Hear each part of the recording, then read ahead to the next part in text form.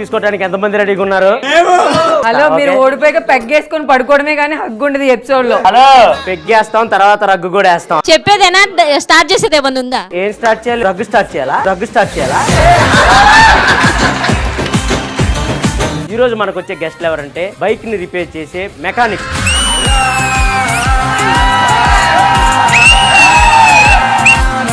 మీరు చేస్తున్న జాబ్ లో మీరు హ్యాపీగానే ఉన్నారా? ఇప్పటి వరకు హ్యాపీగానే ఉన్నాం మేడం. అయితే మేము నిన్ను చూసాం కదా, ఏం జరిగిందో తెలీదు అంటున్నా.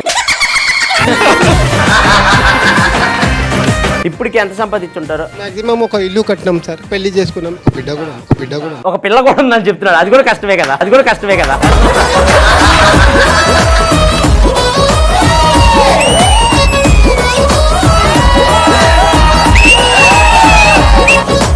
నీకు అక్క తెలుసా? నీకు తెలుసా అక్క? ఏం పేరు?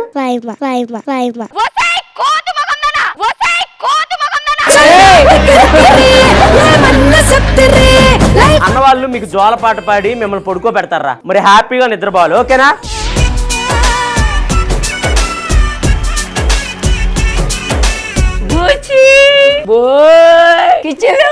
ఏం మీ డాడీ వెళ్ళిపోతున్నాడు రా?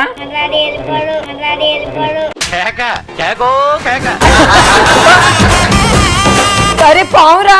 అయ్యే పావు ఏం చేసిద్దిరా? ఏదో ఒకసారి అని మళ్ళీ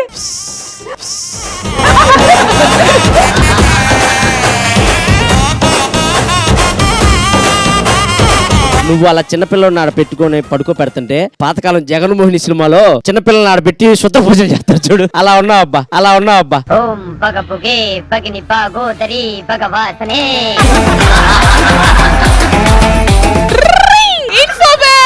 ఏంటి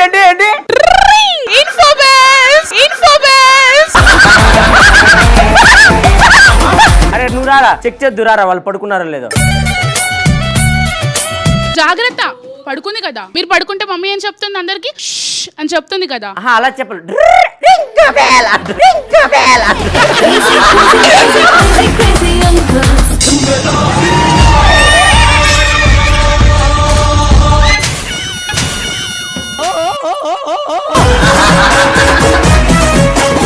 ఒక్కొక్కరిని కాదు షేర్ ఖాన్, 100 మంది అమ్మాయిలు ఒకేసారి పంపించు. ఏం చేస్తావు? అలా ప్రాంకులు చేస్తావా?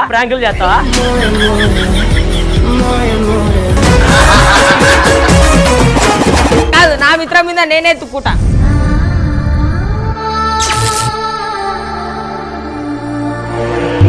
ఎత్ర బిమ్లు అమ్ముకునే దానిలాగా ఉంది. అది మెత్తరైంది రా రే. 4 ఏళ్ల క్రితం నా ప్రేమ ఇప్పుడు ఏమైంది? ఆంట్ అయిపోయింది.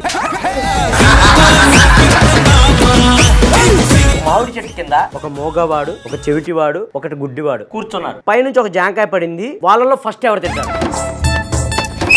చెప్పురా. ముగ్గురు తింటారు, ఎందుకంటే కోసుకొని మాకే వచ్చింది పాయింట్. మామిడి చెట్టు కింద జామకాయ ఎలా వస్తుంది?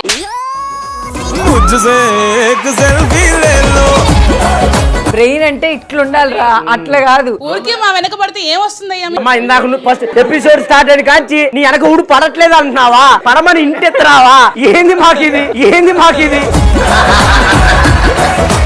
పనిష్మెంట్ ఏంటంటే ఇందాక నుంచి పాటలు పాడుతున్నావు కదా, నువ్వు అది ఏడుస్తూ పాట పాడితే ఎలా ఉంటది అనేది పాడాలి. కళ్ళలోకి కళ్ళు పెట్టి చూడవెందుకు, చెప్పలేని గుండె కొత్త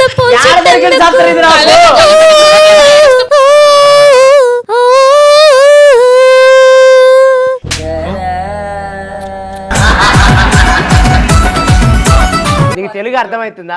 ఏడుస్తూ అంటే ఆ సినిమాలో అమ్మాయి ఏడుస్తూ పాడింది కాబట్టి ఇప్పుడు ఏడుస్తూ పాడింది. మీరు ఏడిచినట్టే ఉంది, ఆగండి. అందుకే ఏడుస్తూ పాడింది.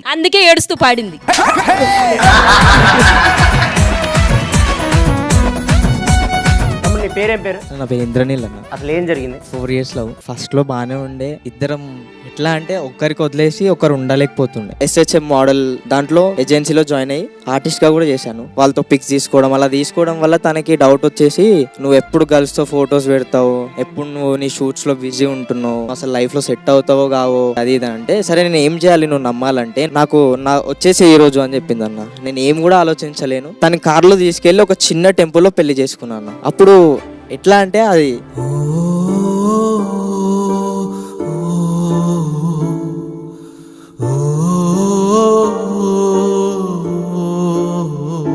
మ్యారేజ్ చేసుకున్న ఒక నెక్స్ట్ డేకి తన ఫోన్ వాళ్ళ ఫ్యామిలీ వాళ్ళు హ్యాక్ చేసి ఎవరి త్రూలో మాట్లాడుతుందో అసలు ఎవరితో మాట్లాడుతుందంటే నేను వచ్చిన. అదే టైంలో నేను ఆఫీస్ నుంచి వస్తున్న టైంలోనే నన్ను మా ఇంటి ముందే కొట్టేసారు అన్న.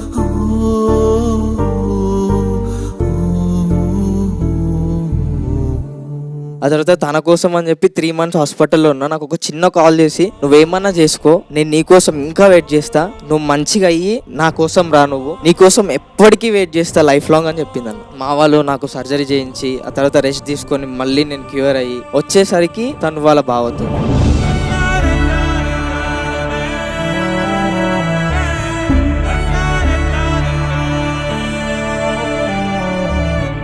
నెక్స్ట్ డే వచ్చింది. నెక్స్ట్ డే వచ్చి నీకు సర్ప్రైజ్ ఇస్తున్నా ఒక ప్లేస్ కి తీసుకెళ్ళింది అన్న. తప్పు ఒప్పుకుంది అని చెప్పేసి నేను యాక్సెప్ట్ చేసి తీసుకుని పోయేసరికి వాళ్ళ మామయ్య వాళ్ళని తీసుకొచ్చి కుట్టిపిచ్చేసింది అన్న. మరి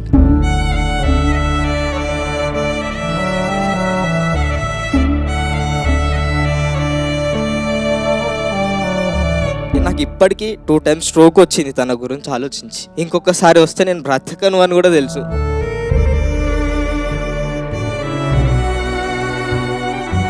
సారీ అక్క, నీకు తెలీదు, నేను ఈ స్టేజ్ నుంచి చెప్తున్నా 2 times స్ట్రోక్ వచ్చింది, అది నీకు 1 time వచ్చిందనే తెలుసు. ఇంకొకసారి వస్తే నేను బ్రతకను.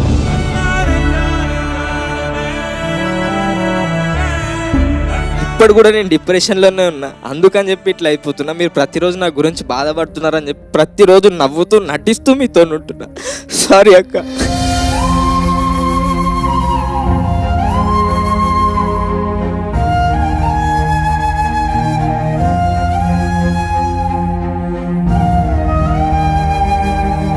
లవ్ చేసి మోసం చేయాలనుకున్న వాళ్ళు మాత్రం రాకండి మా లైఫ్లోకి, ప్లీజ్ మమ్మల్ని వదిలేయండి, మా దారి ఏదో మేము చూసుకుంటాం.